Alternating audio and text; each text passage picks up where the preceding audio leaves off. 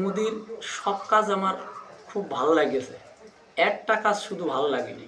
আপনারা বুদ্ধিমান যদি হন তাহলে 1 মিনিট এই কথাগুলো শুনবেন। বাজারে যাবেন মাছ কিনতে, বলবেন মাছ কত, বলবে 25 টাকা শ। পটলের দোকানে যাবেন পটল কিনতে, বলবে 40 টাকা 500। বেগুনের দোকানে যাবেন বেগুন কিনতে, বলবে 550 টাকা। সজনের ডাঁটা কিনতে যাবেন তাও বলবে 110 টাকা। ঝাল কিনতে যাবেন ঝাল বলবে 115 টাকা। আপনি থেকে যে কোনো জিনিস কিনতে যাবেন সব সরপার, কিন্তু আলুর দোকানে যাবেন আলুওয়ালা বলবে 1 কেজি 20 টাকা। তাহলে আপনি বলেন সবই ঠিক আছে, কিন্তু মুদির এই কাজটা আমার ভালো হয়নি।